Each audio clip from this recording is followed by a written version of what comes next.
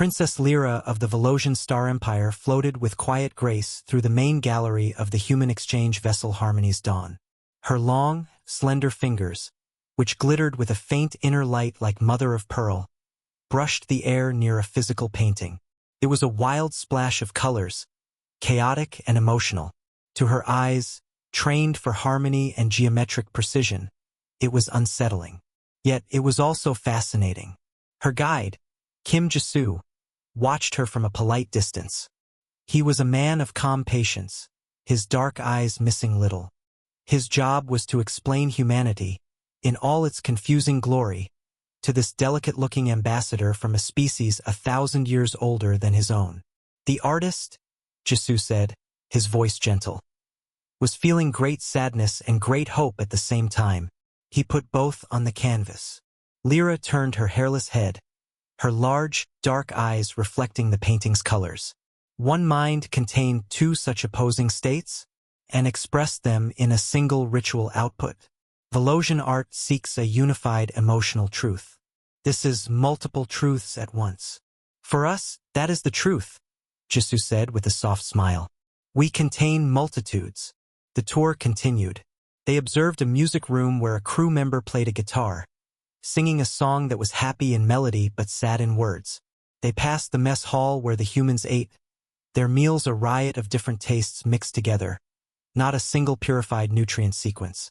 Lyra recorded everything with the small crystal hovering near her ear, her analytical mind working hard. But one thing she kept coming back to was the touch. She saw it everywhere. Engineer Park Miho clapped Jisoo on the shoulder with a loud laugh after sharing a joke. Exobiologist Lee Yuna gently fixed the collar of a younger technician.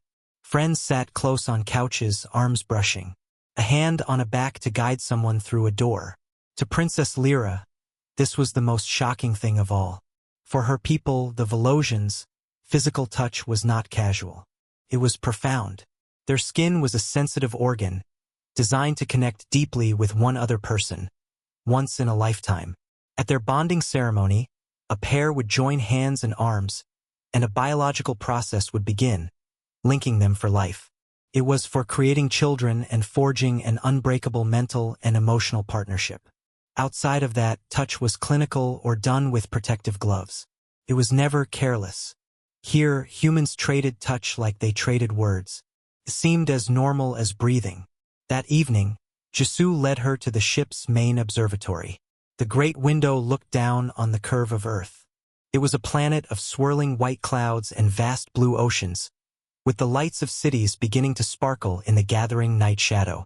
It looked alive and messy and beautiful. Lyra gazed at it, silent for a long time. Her mind was connecting the dots. The chaotic art, the mixed emotion music, the tangled flavors, and the constant, reassuring physical contact. It was all part of a single, confusing picture of human nature. She needed a data point, a simple, biological baseline to anchor her understanding.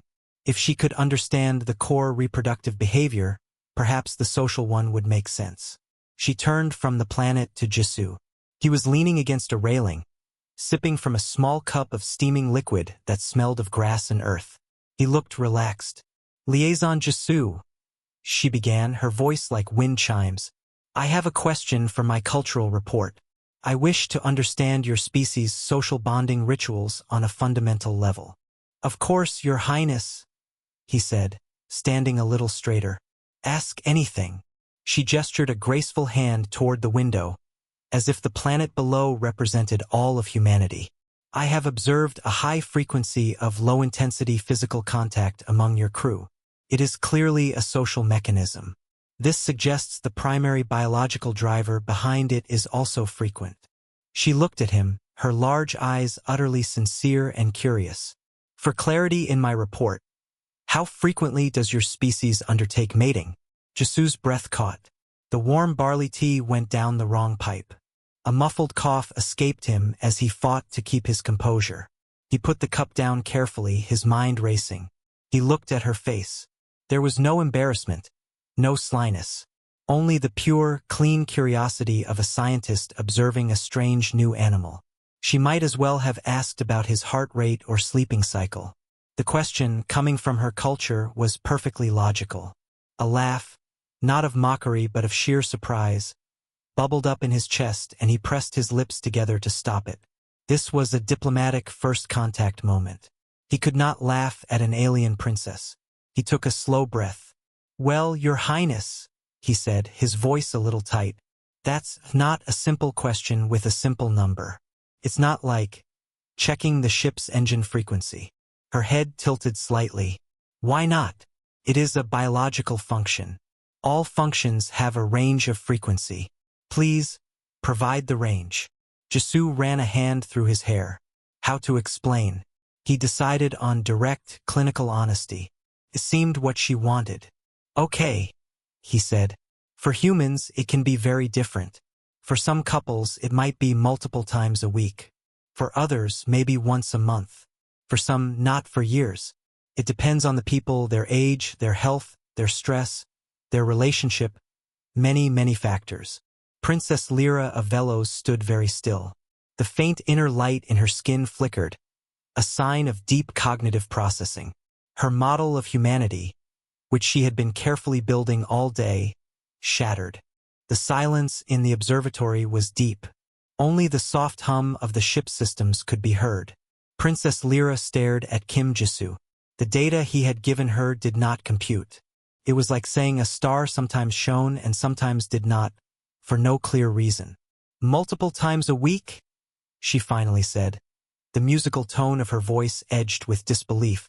"And also not for years? This variance is not logical. The drive to procreate is a core biological imperative.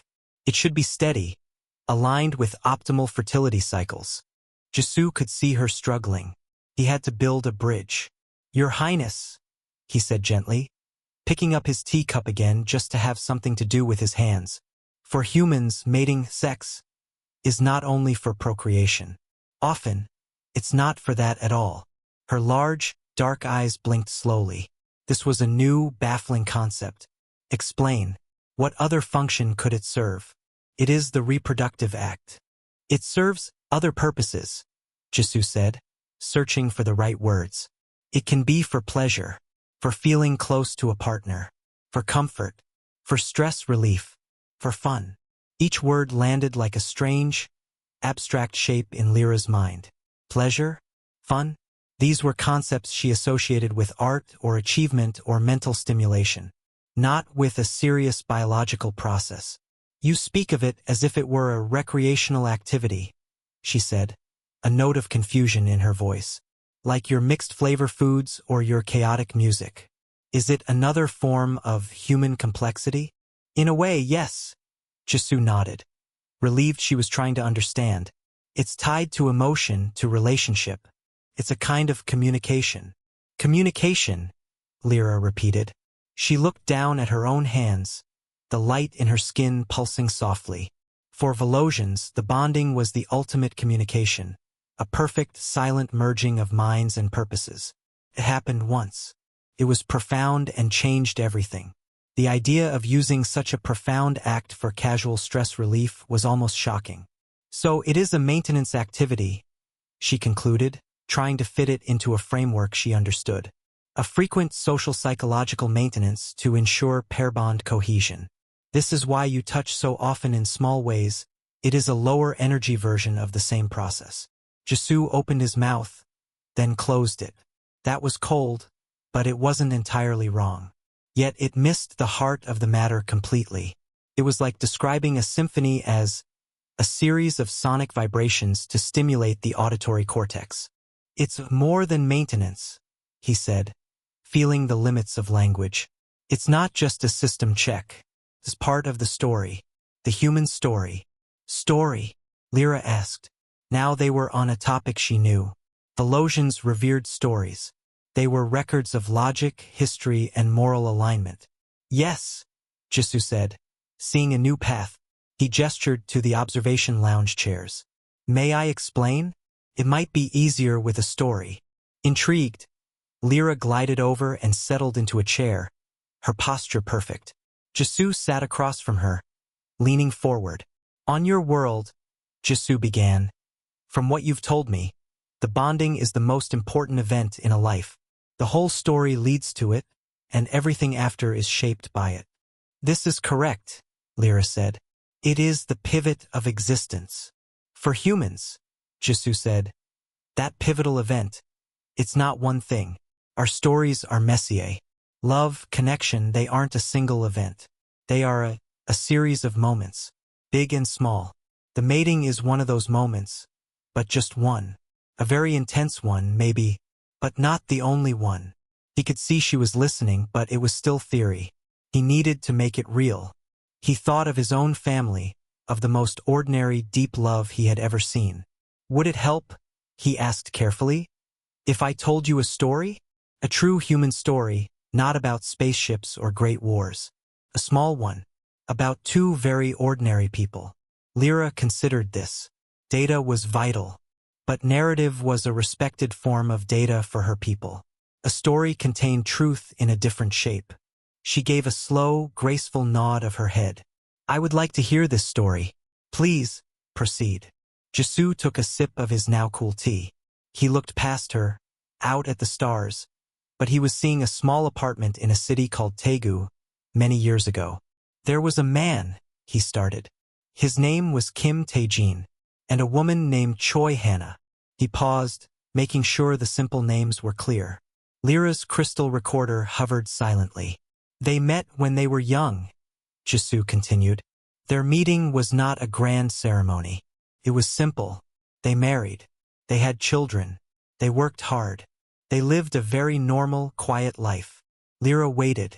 This did not sound like a story with a pivot. It sounded like a list of facts. Now they are old, Jisoo said, his voice softening. Very old. Their children are grown. They live alone together in that same small apartment. Their big bonding event, their wedding, was over 60 years ago. He looked at Lyra. So, by your culture's logic, the most important event is long past. The procreation is finished. The story is over. Yes. Lyra tilted her head. The primary biological and social functions are complete. The pair remains for mutual support. Surely. A quiet conclusion. A warm smile touched Jisoo's lips. No, he said softly.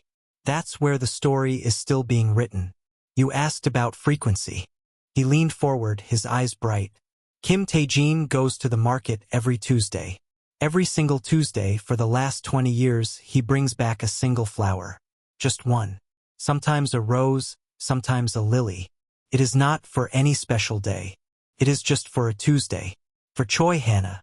Princess Lyra of Velos listened, her expression unreadable. Jisoo continued, painting the picture with simple words. Choi Hannah takes the flower. She smiles the same way she did 60 years ago. She puts it in a small vase by the kitchen window. They don't say much about it. It is their ritual. He could see Lyra processing this. A weekly ritual. A small, pointless gift. In her world of efficient purpose, it would be a waste of resources. He makes her tea every morning, Jisoo went on. Not because she can't, but because he knows how she likes it. Very hot with a little honey. She adjusts his coat collar every time he goes out, even though he can do it himself. Their hands are old now, covered in thin skin and spots, but they still hold hands when they sit on their balcony in the evening, watching the city lights come on. Lyra's brow, a smooth plane of pearlescent skin, showed the faintest hint of a crease. These are maintenance behaviors, she stated.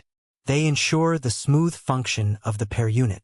Maybe, Jisoo allowed, but there's no function to maintain except each other. The children are gone. The work is done. They are maintaining the connection, just because they want to.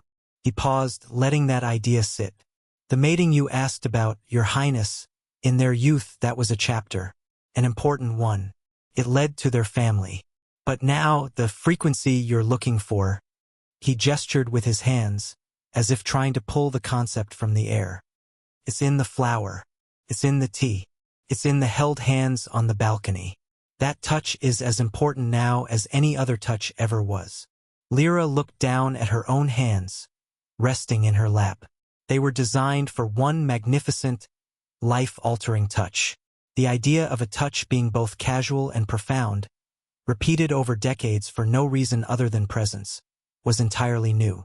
"So you are saying," she began slowly, "that the act of mating is not a singular event. It is one point on a spectrum of connection." "Yes," Jisoo said, feeling a spark of hope. "A very high point on that spectrum. But the spectrum is long, and it lasts a whole life. The small touches you see on the ship, a pat, a hug, those are lower points on the same spectrum. They are small ways of saying, 'I see you. You are not alone.'" "I see you," Lyra repeated softly. For a Volosian, being truly seen happened only in the bonding. The rest of life was about performing one's role correctly for the harmony of the whole.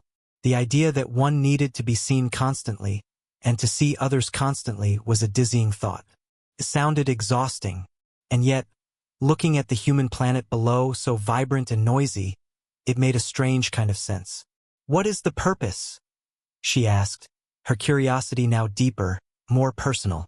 "This constant signal sending, this spectrum, what is the final goal?" Jisoo sat back. That was the biggest question of all. "There isn't one," he said simply. "Not a final one.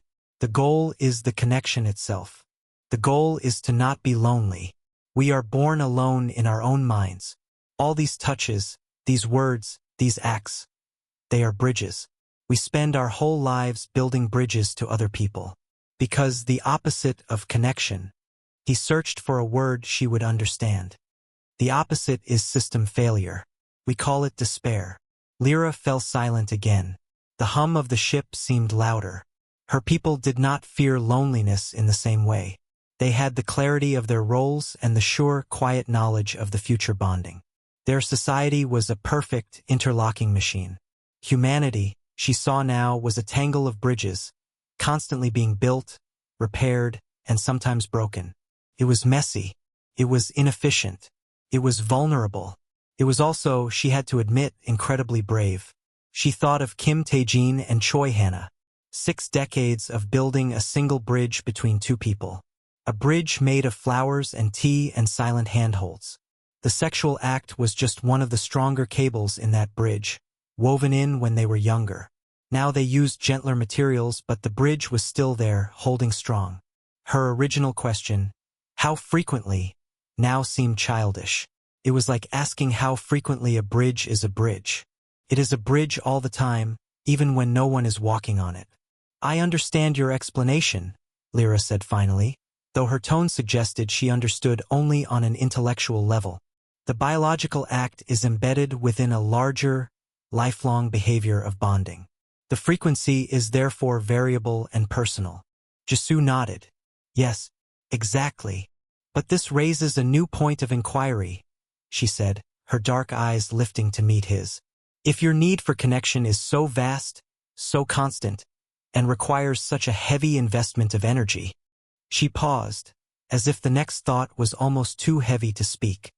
"How do you manage the termination of the connection? How do you not suffer a catastrophic system failure when one side of the bridge falls?" She meant death. Jisoo knew it. Her face was a mask of calm, but her question was filled with a new, almost fearful awe for humanity. She had glimpsed the depth of the need, and now she saw the shadow that must come with it. Jisoo took a slow breath. The easy part was over.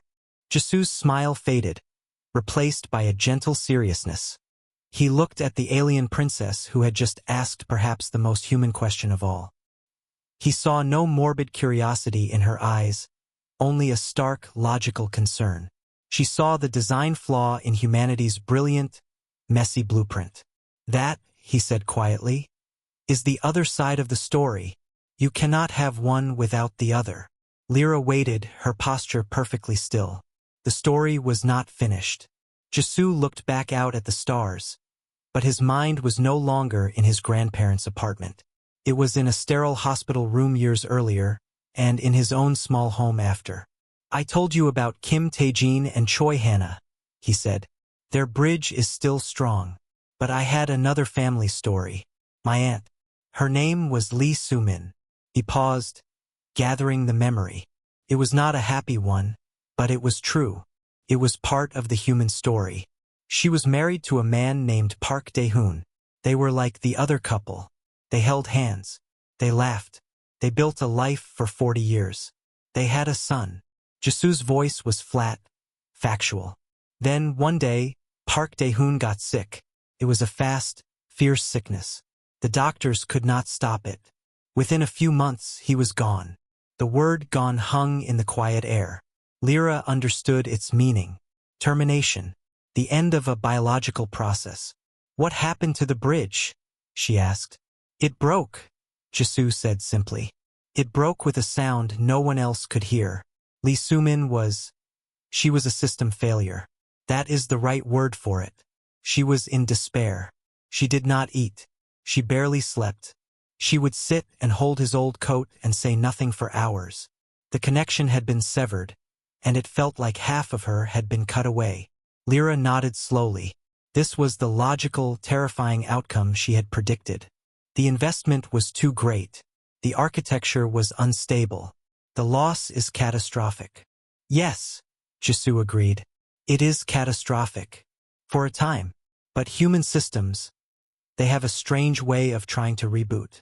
He turned back to face her. My family did not leave her alone. We took turns. My mother cooked for her and just sat in her apartment, not talking, just being there.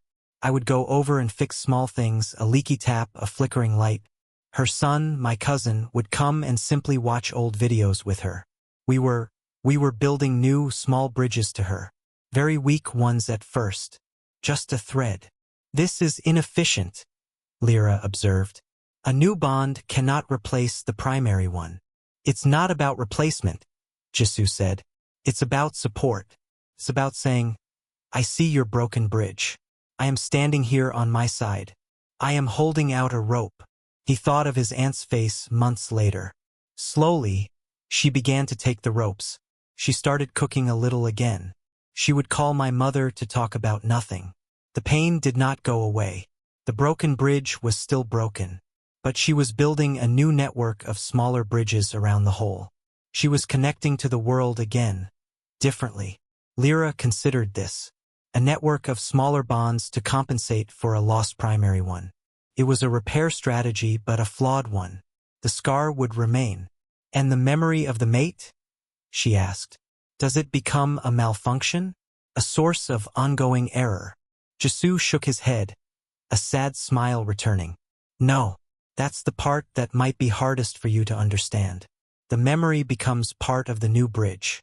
One day, years later, I visited Lee Soo-min. She was telling me a funny story about her son as a boy. She laughed. Then she said, Dae-hoon would have loved to tell you this part himself. He did the voices better. She said his name and she smiled. It was a sad smile, but it was a real one. The memory was no longer a knife. It was a thread woven into who she was. The love was still there. It had just changed shape. Princess Lyra looked utterly lost. Pain that transformed but did not destroy. Love that persisted beyond the termination of the bond. This was not logical. It was alchemy. So you carry the terminated connections with you? She summarized, her voice full of wonder and a touch of horror. Your emotional architecture is built not just on active bonds, but on the ghosts of old ones. The weight must be immense. It is, Jisu admitted. It is the weight of being human. We are walking libraries of love for people who are gone. Parents, friends, partners. It is heavy. But the alternative is to have loved no one, and that weight, the weight of nothing, is much, much heavier. He let the words settle. The observation deck felt very small, and the universe outside very large and cold. Lyra thought of her own people. Their bonds were singular, perfect, and ended only with the death of both partners, which was often close in time. The survivor, neatly retired from major social functions, would enter a state of quiet contemplation until their own end. It was orderly. It was calm. There were no screaming, broken bridges. There was no decades-long repair with threads of memory. She had asked about mating frequency. She had been given a lesson in the architecture of the human heart. She saw now that the touching, the mating, the flower on a Tuesday, they were all affirmations. They were desperate, beautiful, repeated cries against the darkness of the universe that said, I am here, you are here, we are together for now. It was not efficient. It was not safe. But looking at Kim Jisu's calm, patient face, she thought it might be the bravest thing she had ever encountered.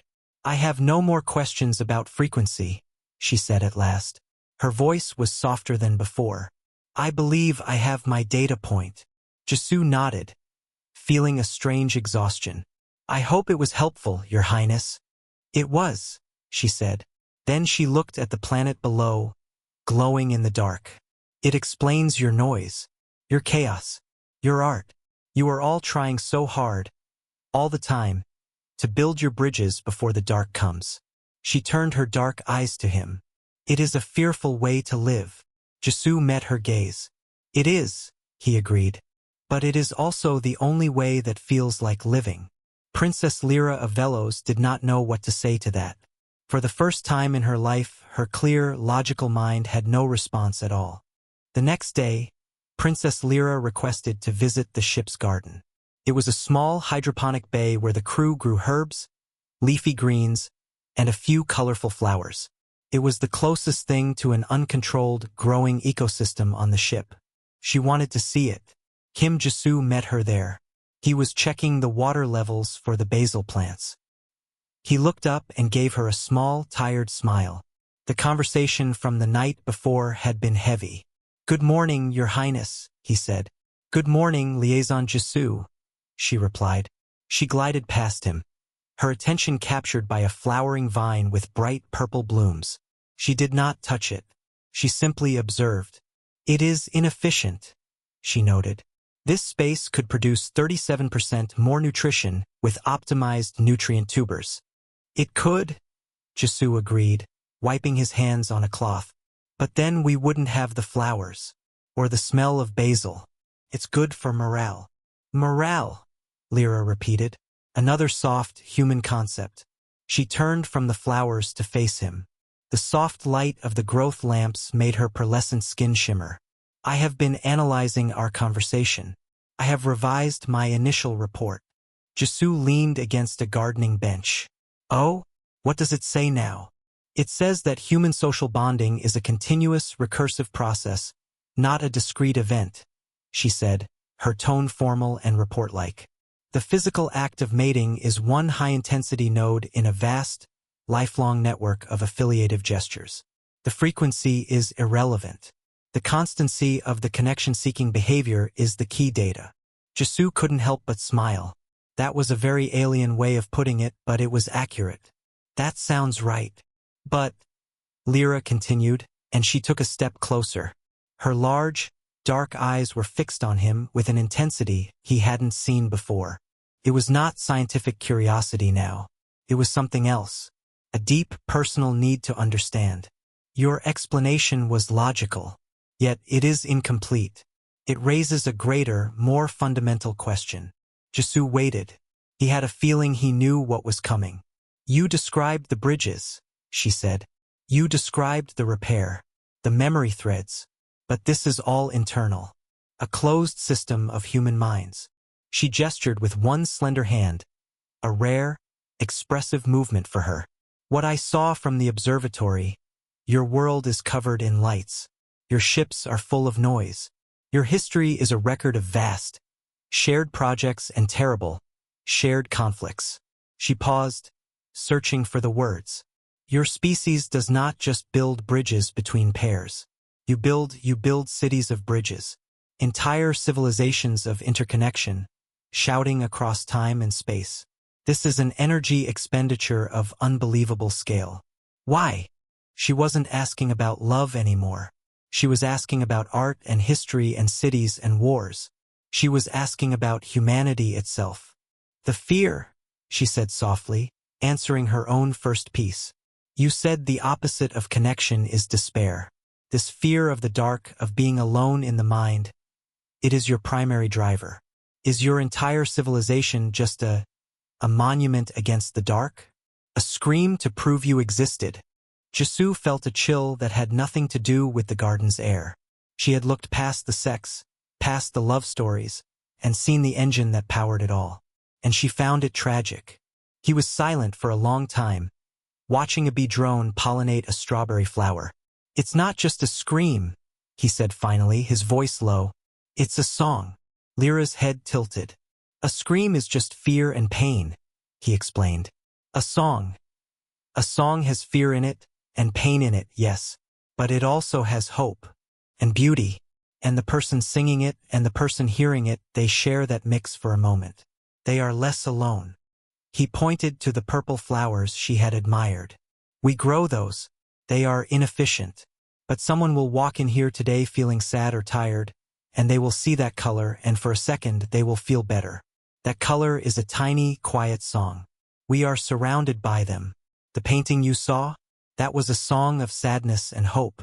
The music you heard? A song of joy and loss. The story I told you about Tajin and Hannah? That is a very long, slow song." He looked at her, his own eyes serious. "You are right. We are afraid of the dark. We are afraid of the silence inside our own heads. So we fill the universe with songs. Some are ugly.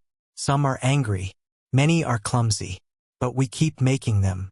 We build our cities of bridges not just out of fear, but out of the hope that someone on the other side will hear our song and maybe sing back."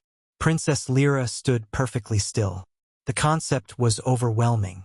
Her people created perfect, harmonious works that reflected eternal truths. Humans created messy, temporary songs to fight off a temporary fear. Seemed so small, and so immense at the same time. "So the mating," she said, circling back to where it all began. "The touching, the flower on a Tuesday. These are also songs." Jesu nodded.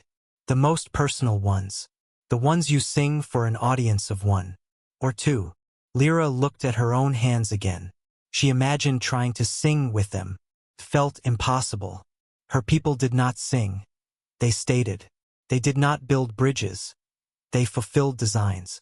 For the first time, in the quiet hum of the garden, Princess Lyra of the Velosian Star Empire felt a profound, aching loneliness. Not for herself in this moment, but for her entire species. They had mastered stillness, order, and perfection. And in doing so, they had perhaps never truly sung a song, or built a fragile, foolish bridge just to see if someone would cross it. She had come to study humans. Now, she wondered if she was learning something about life itself that her own world had forgotten. "I would like to hear a song," she said suddenly, the formality gone from her voice. It was a simple, almost childlike request. Jesu looked surprised, then smiled a real, warm smile. "What kind of song?" "Any song," she said. "A human one." Jesu thought for a moment. A song. He wasn't a musician. The guitar player from the mess hall wasn't on duty. He could play something from a speaker, but that felt wrong. It wasn't a personal song. Then he remembered. He looked at the princess, standing so still among the green leaves and purple flowers.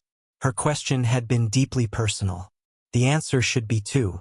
"My grandmother," he said. "Choi Hannah, the one from the story. She used to sing a song to me when I was a boy, when I was scared or could not sleep. It is a very old song. A simple one." Lyra's eyes were fixed on him. "A song for comfort. A bridge against fear." "Yes," Jesu said. He felt a little foolish. His voice was just an ordinary voice. He cleared his throat. "The words are simple. It is about the moon being a constant friend." He began to sing. His voice was quiet, a little rough, and not perfect. He sang in Korean, the language of his childhood, of his grandparents' small apartment. "Yayaya, ganeun yaba. Bilbiki deowan jaba. Juye banyul jaba. Jagun esayul tewa." He sang the short verse once, then again slower.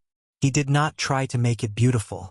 He just let the old, gentle melody hang in the warm, damp air of the garden. When he finished, the silence felt different. Not empty, but full. "That is the song," he said, his voice a whisper. Lyra had not moved. "The melody is repetitive," she observed. "The pitch variance is minor." Jesu nodded. "It's a lullaby. It's meant to be steady, like a heartbeat." "Explain the words," she said. Jesu translated. Sleep, sleep, go to sleep. In the starlight, go to sleep. Under the half-moon, go to sleep. Carry the little bird. He smiled. It doesn't make perfect sense. It's poetry. The little bird is the child's soul, maybe. The moon and stars are watching. You are not alone, even in the dark. Lyra processed this. A song whose meaning was not literal but emotional. A promise of safety woven into simple sounds. She looked from Jisu's face to the plants, to the artificial lights pretending to be a sun. You gave me a piece of your bridge, she stated. It was not a question. This song is a thread from your grandmother, to you, and now you have offered it to me. I suppose I did, Jisu said, surprised by her way of putting it. Why? She asked. There was no suspicion in her voice, only a deep need to understand the action. Because you asked to hear a song, he said simply. And when someone asks sincerely, you share it. That's part of the rules of bridge building. Lyra was silent for a long time. She turned away from him and looked at the purple flowers again. She slowly, carefully, reached out a single pearlescent finger. She did not touch the petal.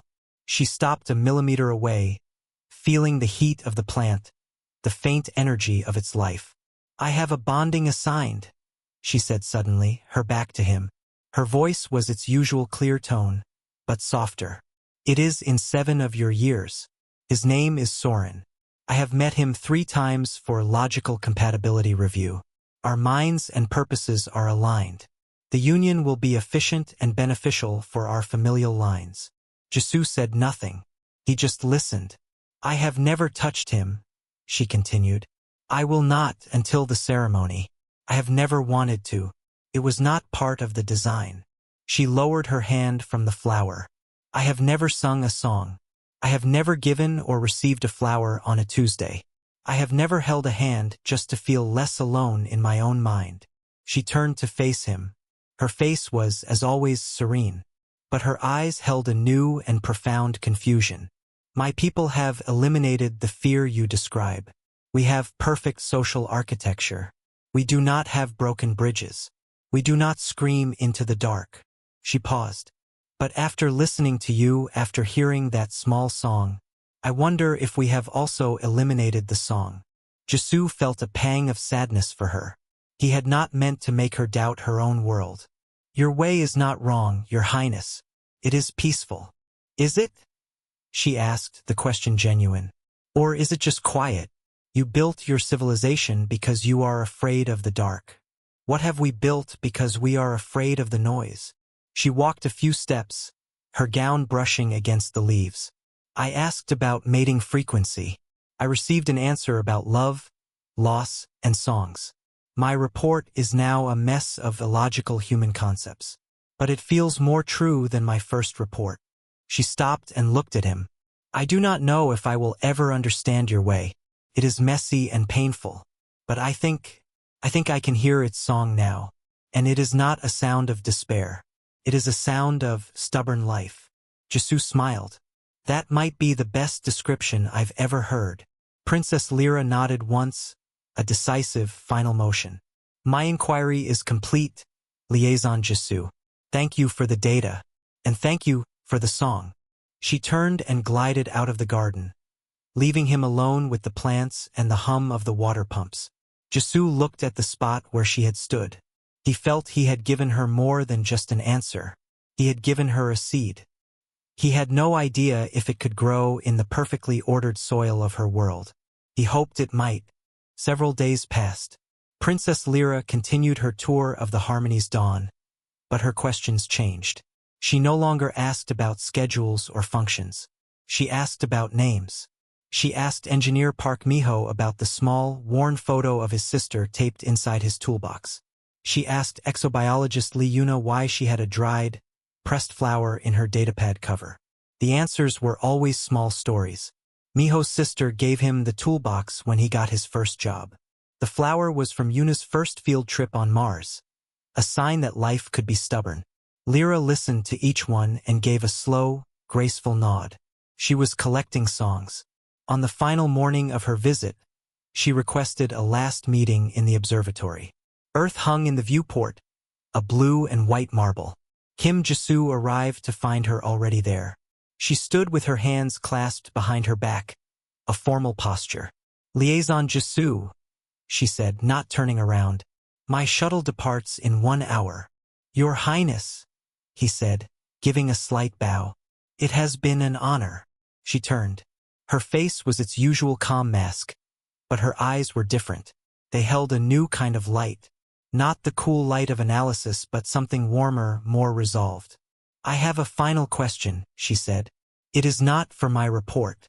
The report is finished. It is for me." "Of course," Jisoo said. She took a step closer. "You described the bridge between your grandparents, built over 60 years, made of flowers and tea and quiet hands." She paused. "You also described the broken bridge of your aunt, and the new, smaller ropes she built after." Jisoo nodded, wondering where this was going. "My bonding with Soren is in 7 years," she said. "It will be a perfect bridge, built in a day, designed to last a lifetime. It will be strong. It will be efficient." She said the words as if repeating a lesson. Then her voice softened. "But it will not have a song. It will not have a flower for a Tuesday." Jisoo stayed very still. He would not tell her that her way was wrong. It was not his place. Lyra continued, "I cannot change the design. The ceremony will happen. But I have been thinking.